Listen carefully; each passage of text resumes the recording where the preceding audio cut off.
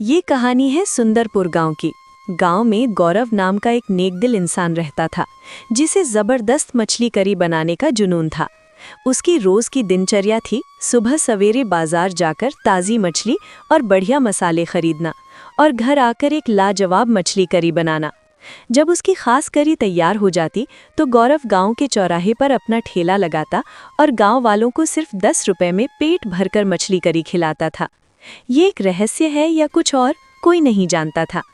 हमेशा की तरह आज भी सबसे पहले उसके ठेले पर पहुंचे बुजुर्ग मोहन काका। अरे गौरव, मुझे तो एक ही बात खाई जा रही है कि तुम सिर्फ 10 रुपए में इतना पेट भरकर मछली करी क्यों देते हो?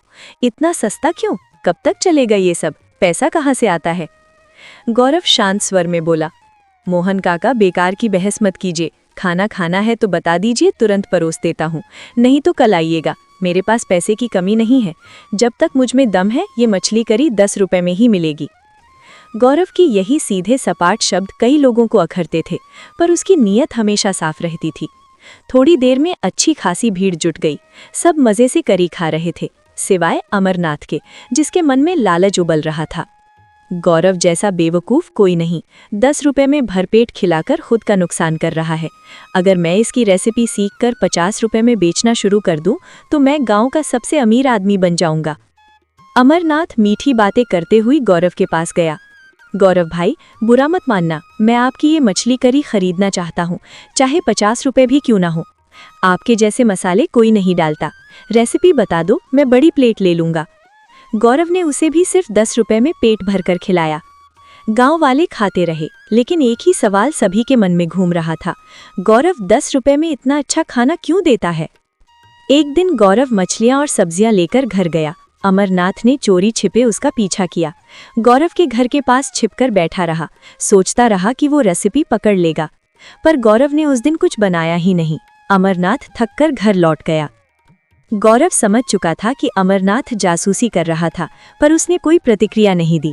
अगले दिन गौरव ठेला लगाकर इंतजार करता रहा, पर कोई ग्राहक नहीं आया। थोड़ी देर बाद अमरनाथ पहुंचा। गौरव भाई, क्या कल मैं आपके घर आ सकता हूं? रेसिपी सिखा दीजिए। गौरव मुस्कुराया, हाँ क्यों नहीं, लेकिन एक शर्त पर, तुम भी गांव वालों को 10 रुपए में ही खिलाना। अमरनाथ तुरंत बोला, नहीं, मैं नुकसान नहीं करूंगा, 10 रुपए में बेचूंगा ही नहीं। ठीक है, जैसा चाहो, गौरव ने कहा। उस दिन भी गांव वाले आए और करी का आनंद लिया। तभी दूसरे गांव से एक अनजान आदमी आया। क्या सच में 10 रुपए में पेट भरकर करी मिलती है? सुना था यहाँ कोई आदमी बहुत सस्ता खिलाता है। गौरव ने बताया, हाँ मैं ही हूँ। वो जोर से बोला, 10 रुपए में क्यों देते हो? अगर मछली ताज़ी नहीं हुई और कोई बीमार पड़ गया तो अपने परिवार के बारे में भी सोचो। गौरव ने कहा, मैं हर दिन सबसे ताज़ी मछली लाता हूँ, मैं किसी को खराब खाना नहीं दे सकता। मुझे पता है तुम गांव वालों को भड़काने आए हो, कल मेरी दुकान पर मत आना। आदमी चला गया। गांव वाले करी खाकर घर लौट गए। गौरव सोचने लगा, लोगों का भला करो तो भी शक करते हैं, मैं इन्हें अपना राज कैसे बताऊं? अगली सुबह बाजार में एक बोर्ड लगा मिला, गौरव सड़ी हुई मछली करी खिलाता है। गौरव टूट गया। तभी उसका दोस्त वीरू आया। गौरव, ये सब अफवाहें हैं, आज के ज़माने में नेक काम करना मुश्किल है, लोग हमेशा बुरा ही सोचते हैं। गौरव बोला, देखते हैं कौन आता है। उसने पूरी मछली खरीदी और करी बनाकर चौराहे गया, लेकिन आज कोई नहीं आया। सिर्फ वीरू आया और बोला, गौरव, चाहे गांव वाले आएं या नहीं, मैं हमेशा आऊँगा। अगर ये सारी करी बच जाएगी तो मुझे दे दो, मैं अपने परिवार को खिला दूंगा। गौरव ने सारी करी उसे दे दी और घर जाकर सो गया। अगली सुबह मोहन काका आए। बेटा, आज मछली मत बेचो, मुखिया को सारी बात पता है, आज बैठक होगी। गौरव बोला, नहीं काका, मैं आज ही बेचूंगा, मुखिया से कहिए बैठक कल रखें, मैं कल सच बताऊंगा। कुछ देर बाद पंचायत के 2 आदमी आए और गौरव को बैठक में बुलाया।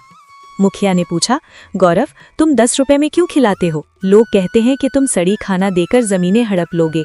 गौरव ने कहा, मुखिया जी, मैं 2 साल से 10 रुपए में खिला रहा हूँ। अगर कोई ये कहते कि मेरी करी खाकर बीमार पड़ा है तो मैं आज अपनी सारी संपत्ति उसे दे दूंगा। मुखिया बोला, अगर तुम ईमानदार हो तो 50 रुपए में क्यों नहीं बेचते? गांव वाले चिल्लाए, आज इसका राज जानना है। गौरव ने गहरी सांस ली और पूरी कहानी बताई। 5 साल पहले मैं एक ढाबे में नौकरी करता था। मालिक बहुत लालची था, उसे अपने कर्मों का फल मिला, उसका परिवार मर गया।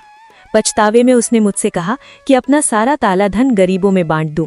उसने मुझे बहुत पैसा दिया और कहा कि जब तक पैसा खत्म न हो जाए गरीबों को कम दाम में खिलाता रहूं।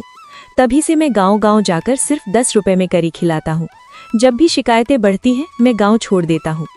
ये सुनकर अमरनाथ चुपचाप घर चला गया। गौरव सुंदरपुर गांव छोड़कर अगले गांव की ओर निकल पड़ा। गांव वाले अपनी गलती पर पछताते रह गए।